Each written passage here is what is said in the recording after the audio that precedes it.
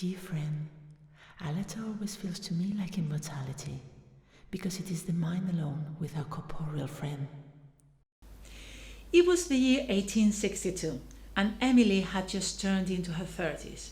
By then, she was immersed in her most prolific writing period, and it happened that she came across the letter that a certain Thomas Wentworth Higginson published in the Atlantic Monthly magazine, inviting novice writers in search for advice to share their works with him.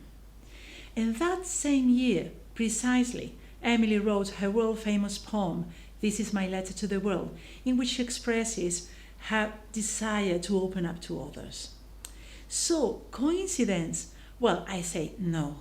Even though we do not know if she wrote the poem before or after reading Higginson's announcement, it is clear that somehow she was preparing herself for a significant change regarding her precious inner life. Doubtlessly, Higginson's proposal kindled in Emily the desire to share her thoughts, as she used to call her poems sometimes, with the outer world. Until then, only a bunch of closest relatives and friends had access to her poetry. Very especially Susan Gilbert, who was the only one she allowed her poems revision, as Emily highly valued her criteria, which always took very seriously into consideration.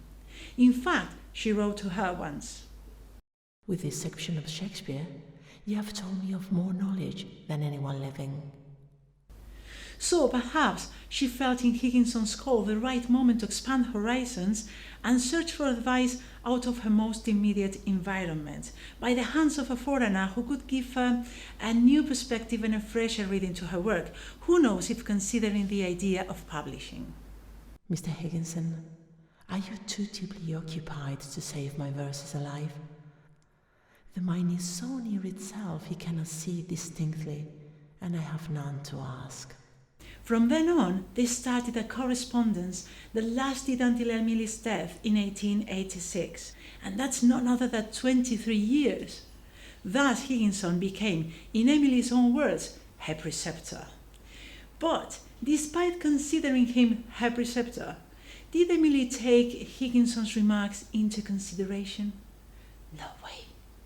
Even though in her letter to the world she expresses the fear of judgment, of criticism, her determined personality and absolute confidence in her creations prevented her from getting carried away by the conventional and rigid poetry format prevailing in her time.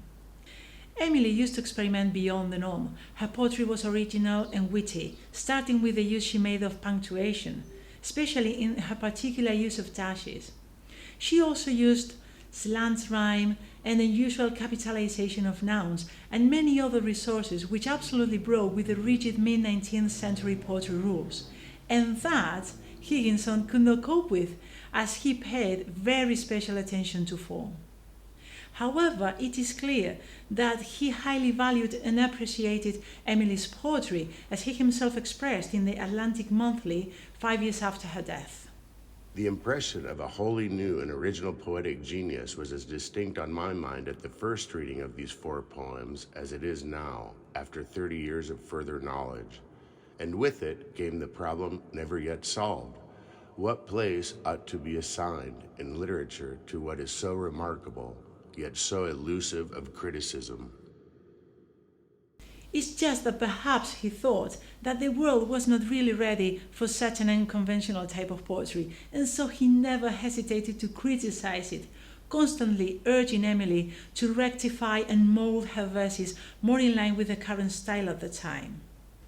But here we are a contradiction, for surprisingly, Higginson, together with Mabel Loomis Todd, a very important character who we'll talk about in another occasion, was the first one to offer the first posthumous publication of Emily's works in 1890. But why then? Why to publish after her death? Well, who knows? Perhaps it was easier for him and his collaborator to carry out all the suggested alterations once freed from Emily's obstinate opposition to his criteria. And at the same time, he could offer the readers a more conventional and therefore, let's say, intelligible version of her work.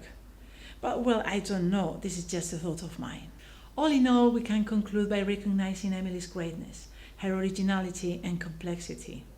And even though her poetry did not have the chance to find an audience during her lifetime, thank heavens her letter to the world, together with the rest of her work, finally reached more places and more people than she could ever imagine.